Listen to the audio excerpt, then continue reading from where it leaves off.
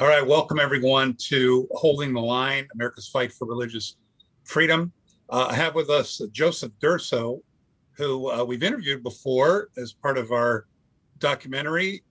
He was in Longwood, and there was a wonderful story about fighting for religious freedom. And so we decided to stop in to meet him and have decided to follow up. He has some new adventures going on in his life. We want to talk about that. And what we really discovered since then was just how much he knew about political science, how much he knew about law, and some of the things that he's trying to do right now to teach people, the next generation, about political science. So, Joseph, thanks for being here on this show.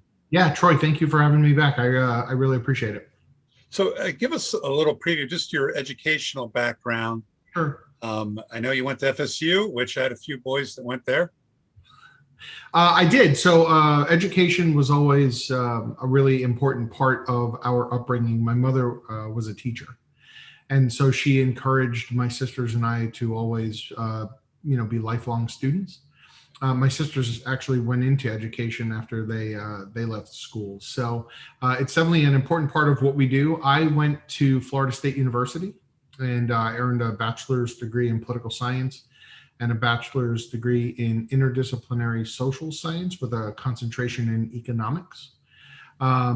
Went later on, about 6 years after I graduated the second time from FSU, I went and I earned a master's degree from George Washington University in Washington, D.C. It's a master's in professional studies, and that's a focus on political management and issue advocacy. And so that's kind of what I do for a living. In my day job, I work for a large nonprofit that works with abused and neglected kids and works in Medicaid, Medicare, or Medicaid for children in the foster care system. That's Embrace Families. It is Embrace Families, right? And so I'm an advocate for kids. I've been there 17 years. Mm-hmm. And then most recently in 2017, I attended Harvard University's Kennedy School of Government, and I earned a master's in public administration. So I have my MPA from Harvard. Yeah. Well, what is it about Embrace Families that's sort of near and dear to your heart? Why are you a part of that? It's a lot of people ask me that question, and I got to tell you, when I worked in the legislature, before I went to work in this organization, I actually was a chief of staff in the state Senate. And I heard all of these stories about what was happening in the child welfare system, about kids going missing and kids being killed, and trouble recruiting foster parents, and just overall problems in the system. It was underfunded, it was overworked, it was bloated, it was top heavy, just a lot of real issues. And I actually wound up taking a meeting for my senator with the local person who was heading this new idea, this what's called community-based care. And so at the time, Governor Jeb Bush, and before him, Governor Lawton Chiles, started the process of privatizing child welfare. So you have a Democratic governor and a Republican governor who got together and said, you know what, the system's broken and we need to do something to fix it. And their focus was accountability. And so they devolved it from a big Tallahassee bloated system to basically make communities take ownership of their kids and serve their kids. And so every county in Florida now has what's called a community-based care, or CBC, lead agency that it's responsible for. Some are big, like Miami-Dade is a big county, so it's got its own. Ours covers Orange, Osceola, Seminole County. I always joke it's where Disney World is and where all the people that live, work, and play at Disney go or live. So we cover Central Florida.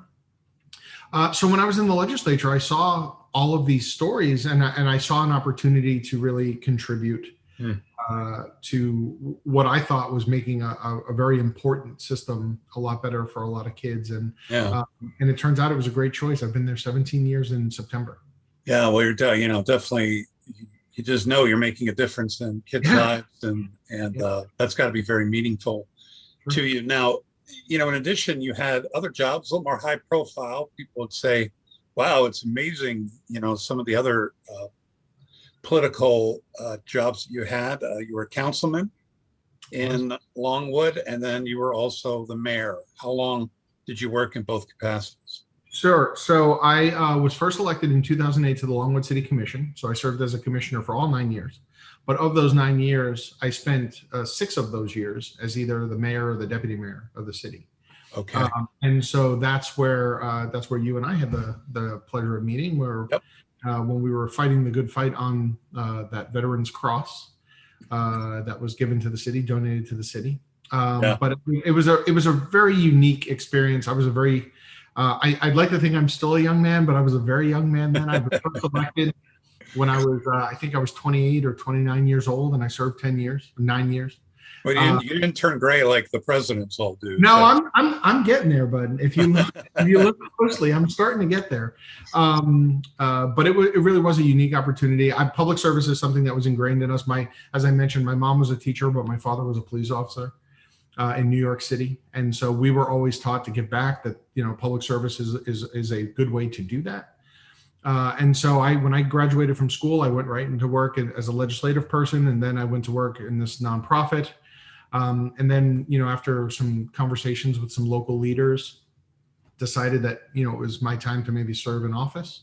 And so, I took on that challenge, and thankfully I was elected 3 terms, and it was a really great experience, and I hope I was able to contribute. So. And now currently you're a political science professor, I'm calling you a professor. Right. Yeah, so I'm an adjunct. Yeah, I'm an adjunct professor at the University of Central Florida. So I teach a couple of classes a semester. Yeah. So is it easier to teach about political science or to go into politics? I don't think either one of them is easy. So okay. Neither one of them is really easy. So going into politics has its own challenges. But when you speak about politics, especially with a generation of students that has really been co-opted by social media and by 7-second sound bites. There are plenty of times in my class I play the bad guy quite a bit because I challenge them. Republicans, Democrats, whether you're a conservative or liberal. I have people in my class, students in my class, that have been self-proclaimed communists, socialists, all types come to class. Wow. And no matter who you are or what your belief, I always push you to justify what you are arguing. I don't accept the 7-second, just regular soundbite. Give me facts, give me figures, give me history that defends your cause or your argument. And you would be surprised at how many of them really shut down almost immediately once you challenge them to do that. And so, that presents its own challenges because, you're trying to convey the way the system is intended to work, the way that the founding fathers intended the system to work. And you're confronted with people who really get their news oftentimes from Facebook or Instagram. Right. Or Twitter in 140 some characters, right? Right. And it's not a complete story. I mean, it's really easy to say capitalism is terrible. But it's not so easy to justify it when you look at what socialist economies go through, what communist economies go through. It's really, it's not easy to justify it when you look at someone who starts from the bottom, comes from maybe a poor background, a poor neighborhood, builds their own business and becomes a millionaire, and then is able to hire new people, create more jobs, create more value to the economy, and help other people succeed. It's really easy to stick to those, like I say, 7-second sound bites. But when your feet are to the fire and you have to actually, defend yourself, it is a much more difficult task. And so both of them have challenges. Running for office, you're kind of on the hot seat all the time. But certainly being a professor presents its own challenge. It's very rewarding, though. I will tell you, my students are amazing. They really are. And it sounds like if I had kids and I was sending them to college, they were going to political science, I'd want them to have you as a teacher because you're doing all the things I would hope they get. But most people have a negative view of college. Maybe this is an opportunity for you to defend that because they think, well, there's this liberal agenda that's being, pushed down the throats, and they're being told, they're not being asked to sort of rationally think, but they're being told what to think. Do you find that true, or do you think people are really sort of overstepping in that thought? So in some cases, it's true. I mean, I view my role as a professor as someone who is supposed to give students a real thorough view of the world as best I can and help them to learn to think their way through it, right? Not every student that I teach is going to end up being a capitalist or a Republican or a Democrat or whatever it might be. I want them to be able to critically look at a subject and identify what's good, what's bad, what's honest, and what's false. And that's the skill set that I try to instill in my students. I don't want them to just take what I say as gospel. I encourage them to look stuff up, challenge me. If you disagree with something, feel free to bring those arguments to class, because it's not about I'm right, you're wrong, this is what the book says. It really is about you being able to critically look at something and say, you know what, that's just not true. Whether it's about your property taxes or a social political agenda or whatever it might be, you have to be able to see all sides. And I think, unfortunately, what's happening is only one side is getting a lot of exposure because it's always the loudest side. And, it harkens back to that idea of the silent majority, right? The vast majority of people in this country don't hate people. They're not bigots. They're not racist. They don't have, biases built into them. They want to be left alone. They want to be able to run their businesses and raise their families and go, afford to send their kids to school. And these kids are being told that like that whole group of people is bad, right? They're biased or they're wrong on their stands or they're bigots. Yeah, it's just not it's not right. It's not fair, and I think it really is an injustice, not only to those people that are being accused of being those things, but I think it's an injustice to the kids. Yeah. Because these are 18, 19, 20-year-old. They're still very impressionable. They haven't, it's really easy to be anti-capitalist when you haven't paid taxes yet. Right? It's really easy to be anti-government when you haven't been protected by the government, or you haven't, opened a business and been protected in the American banking system. Right. I have this argument all the time with students where they talk about how things are so great in some of these countries. Some of these countries that they mention are countries where the businesses can be nationalized overnight. If the president of the country decides that they want to take over the oil industry, they can do it just like that, or the sugar industry just like that, or whatever it might be, they can just be taken over. Whereas in the United States, yeah, you might pay a little bit more, it might be a little bit more expensive to operate, but you have protections that you don't have anywhere else in the world. And so it's really an injustice to those kids because they're learning, and this is their time to develop those skill sets and those that ability to interpret stuff. And it's really not. Well, are you seeing? I mean, I'm kind of curious about the next generation. Sure. Who are going to be shaping some of these policies. Are you feeling hopeful of what you're seeing in just your little neck of the woods? Do you think there's some good critical thinking, unbiased politicians coming down the road? Sure, I do actually. And so there are, it is amazing when you present facts to students and it changes their minds, or it causes them to go, well, maybe I wasn't 100%. Maybe I wasn't 100% correct. And what I would say is that if the conversations are governed correctly and fairly, meaning that everyone has an opportunity to speak. I have some hard and fast rules in my class, right? There's no swearing, there's no name calling, there's no physical stuff. It's you have to, and I actually say at the beginning of my class, if you can't handle a tough conversation, if you can't handle the hot issues of the day, whether it relates to race or the pro-life, pro-choice argument or education or whatever it might be, if you can't have an adult conversation about those things, this class is not for you. Because we have to rise above the talking points and the social media hit pieces that happen. And we need to be able to communicate and express to each other, like, this is why I think this, and this is why I want you to take me seriously.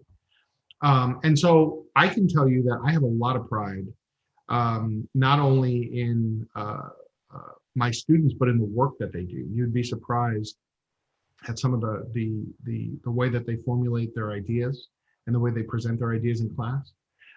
So I have a lot of confidence in the next generation. I really do think that they'll be good. Well, I'm sure that you get a few that get upset and then walk out of your class. What is it they're usually walking out on? What is it where they've sort of hit that wall? Yeah. What caused that? So I'll tell you, I thankfully I haven't had anybody walk out after day one. Oh, So on day one, I'm pretty honest. So on day one, I come out of the gate. My students say I come in pretty hot. So I come in and I basically say to them, and I've used this term before, if you're a gentle snowflake and you are easily offended, then this class is not for you, because politics is tough. Governing is hard. Governing is not, I think a lot of people think it's like the West Wing or, like some of these TV shows where it's all, black tie events and parties and it's all great and fun. It's not. It's really, really hard. Instead of backslapping, it's backstabbing, right? Yeah, in a lot of cases it is. And so I don't want them to walk away with the misconception that it's all fun and games and that you get what you want every single time, because you don't. There are people that fight political battles 20, 30, 40 years before they even break the surface of what they want. And so, I tell them on the first day, if you can't handle hard work, if you can't handle tough conversations, this class isn't for you. And every so often, a couple of students recognizing that it's not going to be a simple, just tell me what I want to hear type class, right. They'll walk out, because I tell them I'm not going to confirm your biases. I'm going to challenge your biases. I'm going to make you think about the things that are impacting society today. And some students, they're not up for that. They don't want to deal with that. So I've had a couple walk out, but the ones that stick it out, the ones that stay, are remarkable students. They really are. That's good to hear.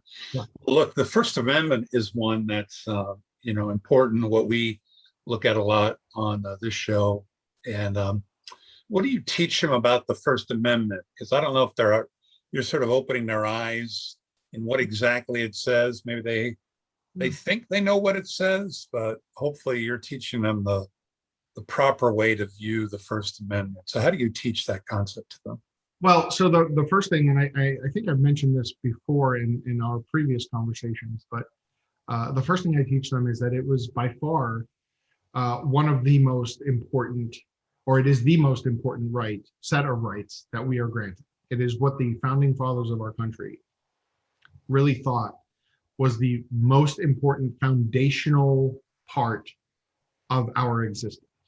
It is the ability to pray or not pray. It is the ability to worship the God that you choose or not choose. It is the ability to speak your mind freely without fear of retribution, especially fear of retribution from the government. And so I think what a lot of them have confused is First Amendment rights with hurt feelings. So now, if you say something that's factual, but it offends somebody because they're upset about it, suddenly your right is no longer protected.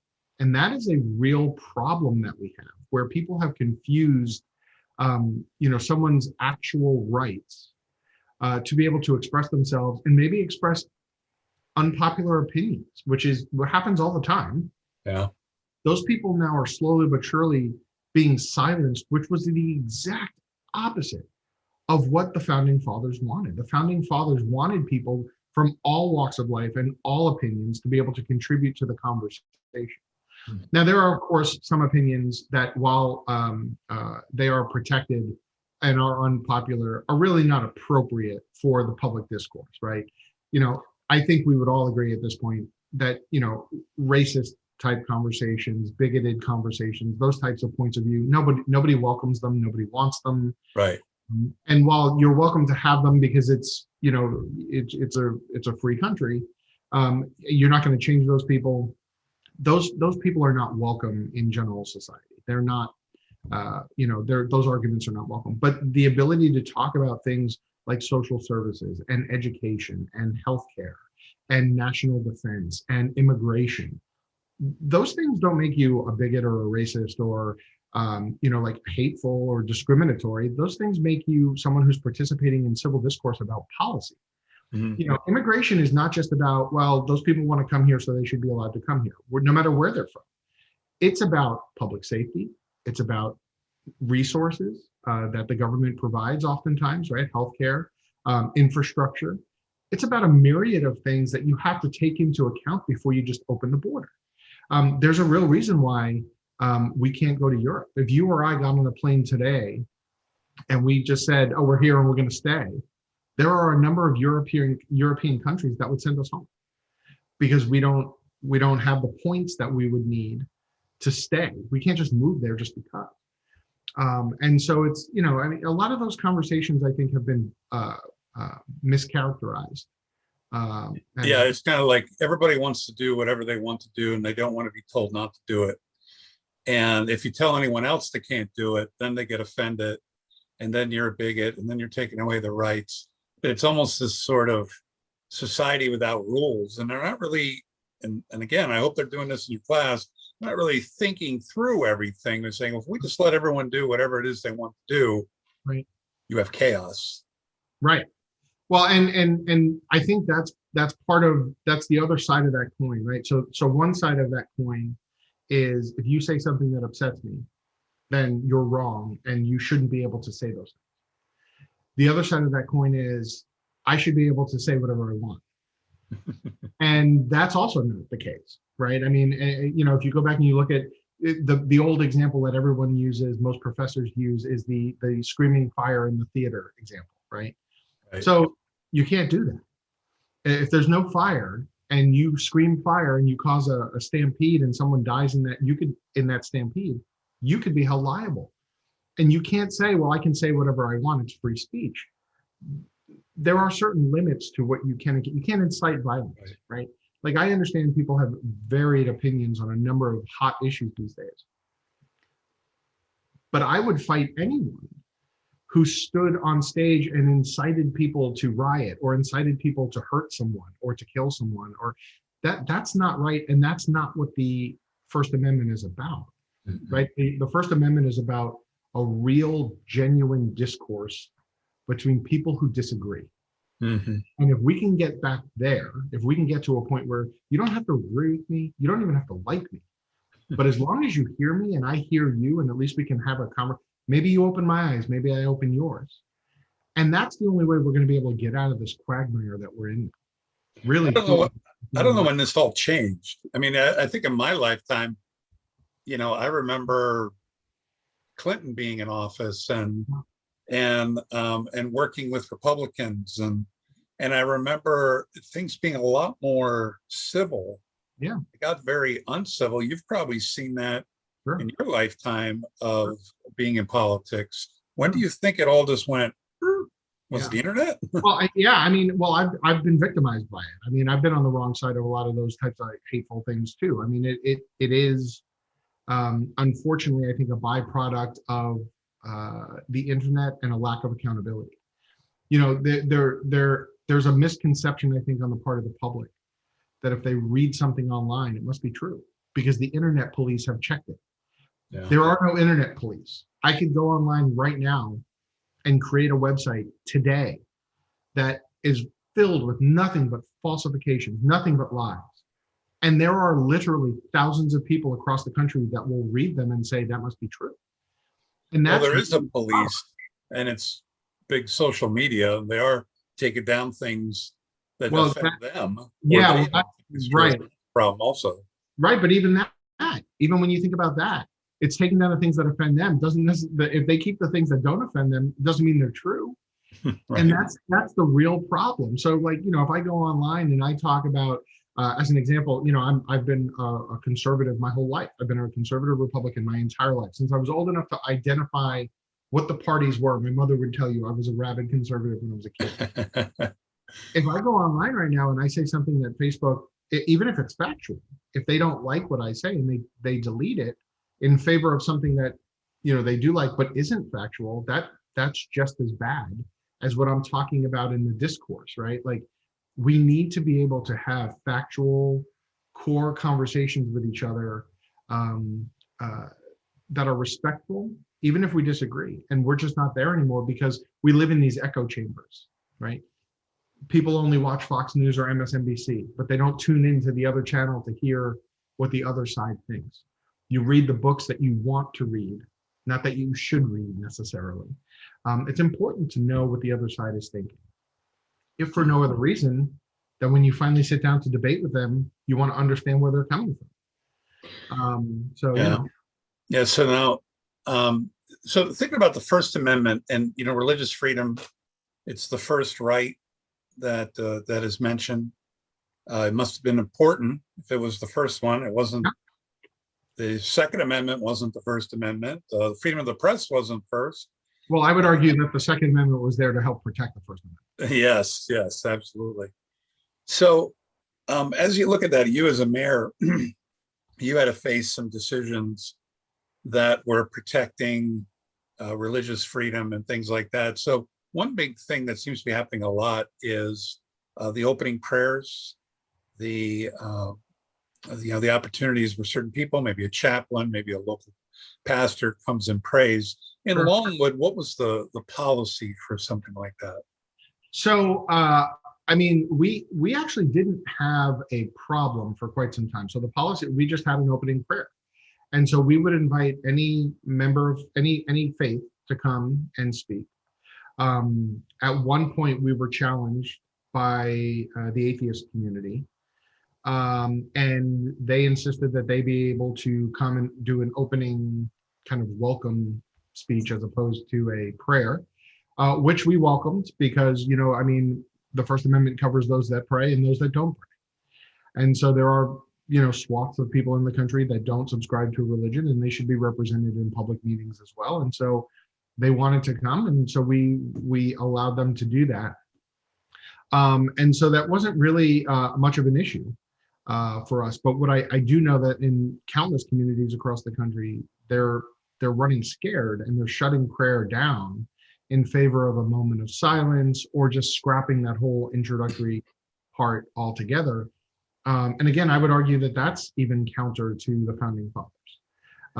It doesn't say one nation, comma, under God. It says one nation under God. The founding fathers had a belief in a higher authority, a higher power that governed our actions and governed those actions for the better. Right now, as we've grown from a Christian nation into a nation that's built on many, many faiths, because there are millions of people that subscribe to all these different faiths, the idea that there's still a superior being, that there's still a force that we can't understand, that we're not meant to understand, but that helps guide us. And overwhelmingly in all faiths, it's love your neighbor, it's support your family, it's love your family, it's do right by your community, do right by yourself. Those tenets are the same. And so I think the founding fathers wanted us to embrace those things, regardless to what faith you subscribe to. Yeah. So I'm disappointed to see that a lot of communities do that. But with us, we were challenged, and we allowed I can't remember the name of the organization. Central Florida Free Thought Community? Yeah, the Free Thought Community. Yeah, the Central Florida. We allowed the Central Florida Free Thought Community to come in and make a statement, maybe once or twice. But you would draw a line somewhere, right? So if Satanists showed up and said, we wanted, which they're doing in a lot of the invocations, what would Longwood's policy have been if you were the mayor during that time? Yeah. So as I mentioned, the tenets of most of those faiths are peace and prosperity and happiness and love and support for one another, support for your family, conjuring up dark spirits, and wanting to summon evil spirits to a meeting is not something that would have been welcomed. And perhaps we would have been challenged in court on that, but that would have been a challenge that we would have readily accepted, because there is a huge difference between organized communities of faith that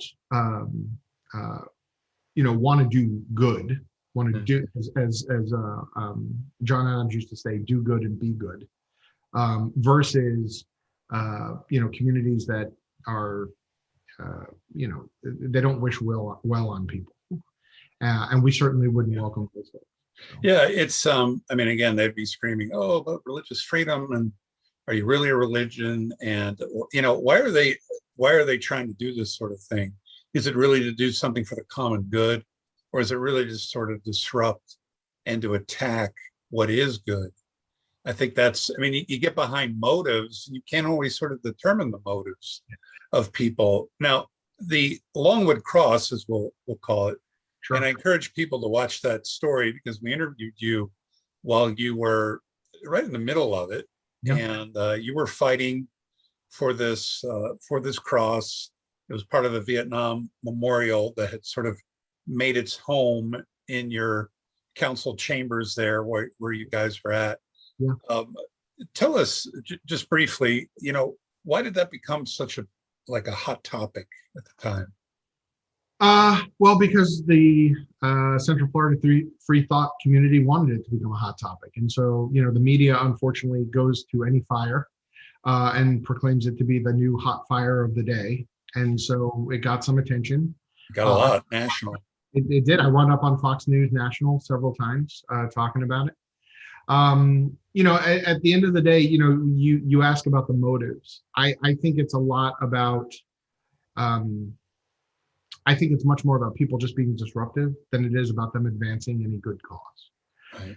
And that's really the unfortunate nature or byproduct, I think, of social media. If you look at a lot of the social media posts, there's a lot of things out there that don't really add any real social value to any conversation.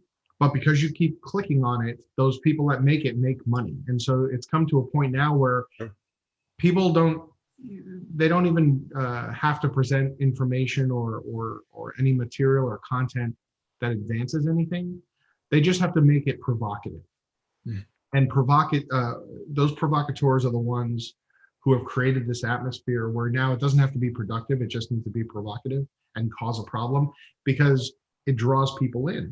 And the more we watch that stuff, the more they get paid and the more that they're encouraged to do it.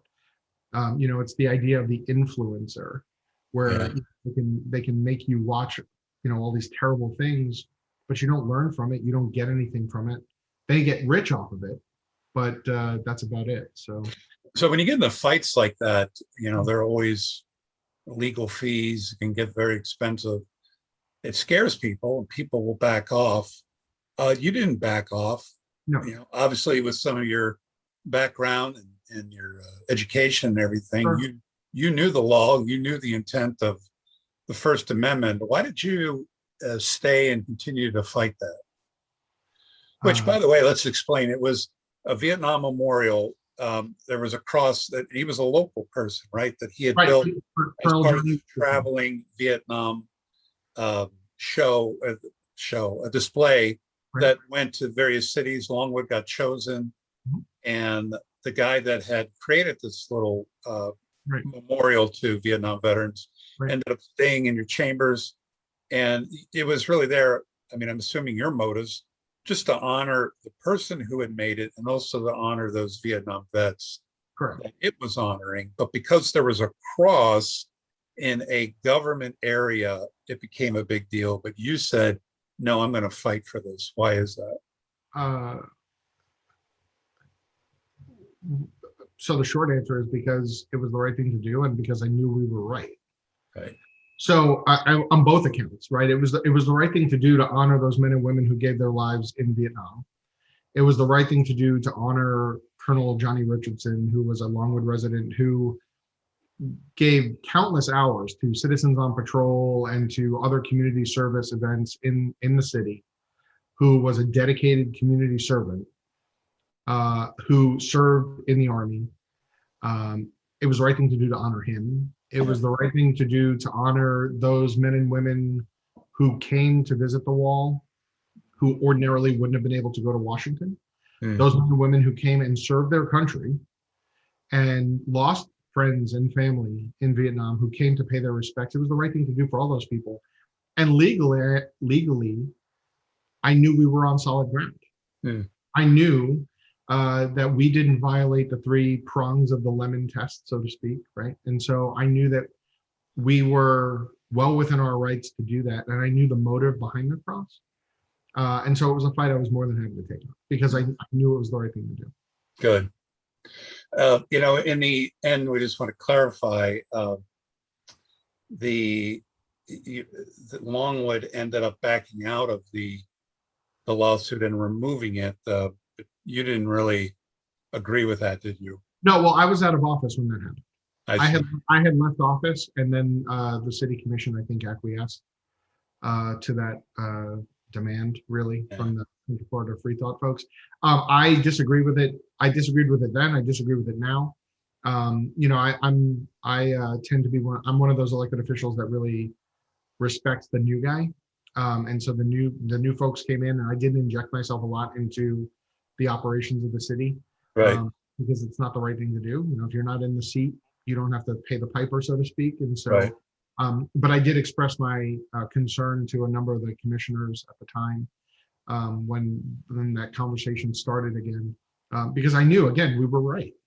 It Right. was the right thing to do, and I knew that we were legally right. Even our lawyer, a really great city attorney, I had some real heart to hearts with him about, where do we stand on this? Or, are we going to be fighting an uphill battle? Or are we going to lose a lot of taxpayer money? How's this going to look? And he said, no, we're good. We're on solid ground. Good. And so, I knew it was the right thing to do. So the forces out there, and you've been up against them, that are sort of, seem to be fighting some of these religious freedom issues, ACLU, FFRF, Sure. And others. Do you think it's a right versus wrong argument, or do you think it's more there's a good versus evil that's happening here? Oh, that's an interesting question. I don't know that it's a good versus evil, right versus wrong. I think it's a series of misinterpretations. So I think a lot of people think that by giving me my rights, they're losing their rights. And so it's one of the things that we had to express in Longwood, right? By allowing the cross to stand in the city hall, by honoring those people, by honoring the gentleman who made it, I didn't hurt anybody. We didn't hurt anybody's ability to come to City Hall and say their own prayer. We didn't hurt anybody's ability to come and testify. Everyone was always welcome at Longwood City Commission meetings. And so I think that there's a real problem that if you allow people to express their own rights and enjoy their own rights, that you're somehow or another taking rights away from other people. And that, unfortunately, and that seems to be more prevalent in the religious argument more than any other sector, right? And so, somehow it's been interpreted by a lot of people that allowing someone to pray hurts me. It stops me from being able to enjoy not praying or whatever it may be. And that's just not correct. So I don't know if it's good versus evil as much as it is just good versus uninformed, maybe. Maybe a better way of putting it. Well, I know you would answer that one way as a professor, but as a person of faith, you probably would see something else. There's certain trends that are going on. There's a heatedness behind this. There's a behind the words, there seems to be a lot of hurt. And if I can't get my way, it's better off if you die. And you're going, this is not the political world that I know. There seems to be other factors that are really involved here. Yeah, so as a Christian, as a Catholic, I am I'm very concerned for the future of the country. I pray for the country regularly because I feel like we are at a real crossroad, just morally, ethically, and I think we're either going to take a hard, and I don't mean this to sound political, but we're either going to take a hard right or a hard left. And those will be the only things that those are the choices that we'll have to make. I do think, unfortunately, that we have been that religious arguments and religious faith has been co-opted by political operatives, by the news media, by a number of other organizations that use it to their benefit. Mm-hmm. And so again, the one thing I express to my students on a regular basis, the news is they sell soap. They put all this inflammatory stuff out because they want you to watch so that they can sell TV time to their advertisers. You ever wonder why the news stations put out, find out which city's water supply is poisoned, news at 11. Wouldn't you want to tell me that right now in case I'm about to take a shower? Oh. Why do you want me to wait until 11? Well, because at 11 o'clock, they get the most money for their revenue in the 30-second commercial spot, right? And so that's when they want you to watch. And so I always tell students to dig deeper, look further into facts, because all of these people, politicians are the same way, right? Politicians, they have no interest in solving the problems. There's a lot of politicians that there are a lot of, let me rephrase that. There are a lot of really good elected officials that really get in. They're not millionaires. They're teachers, they're bankers, they're lawyers, they're doctors, they're construction workers. They run for office because they care about something. And they think, you know what, this is my opportunity, I'm going to do something. But there are a group of politicians that have no interest in solving these problems because it's the problem that drives people to the polls. Right. And as long as they can keep ginning people up and saying, you're not getting what you want and you're getting hurt by these people, come and support me and I promise. Those same people have been making those arguments for 30 years. And the problems are still there. So maybe it's time to change horses. Yeah. You know? And so I think the real problem is that really good core issues have been co-opted by some people that have other motives. Yeah. Well, no pressure on you, but the next generation is all in your hands as a UCF professor. And so we're counting on you to make this all work out. Yeah. Do you think there's a bright future ahead when it comes to politics, or are you cautious like most of us?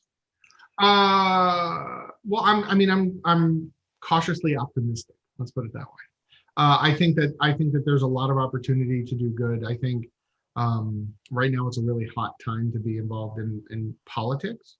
But I do think that there are a lot of people working behind the scenes that are, in the policy structure that are trying to do right by people, right? They're trying to make sure that people get a fair shake, that the system works the way it's supposed to work, and the politicians are just kind of off fighting and doing what they're going to do. But I do think that there's a bright future for the country. I as an American, I think it's just natural for us to have hope, right? So, we are literally the people on this planet that always see the light at the end of the tunnel. Yeah. And so there are a lot of places that don't. And so I think it's incumbent upon us to keep that light burning. Oh, good. Well, we appreciate what you're doing and appreciate what you did in politics. Hopefully this isn't the end for you. Maybe there's an opportunity for you to jump back into the game. Are you feeling that sort of pull maybe a little bit? Well, I'd be lying to you if I told you I didn't miss it. You do miss it. But right now I feel pretty comfortable doing what I'm doing, working with, an organization that supports families that really are in need and trouble. And I'm really happy there. I never say never, Okay. So. Well, it's good. Well, thank you, Joseph, for being a part of this. Encourage people to go check out that story about the Longwood Cross. We go into a lot of detail, and we just appreciate all that you've done to hold the line. Thank you for being here today. I appreciate it. Thank you very much for the opportunity.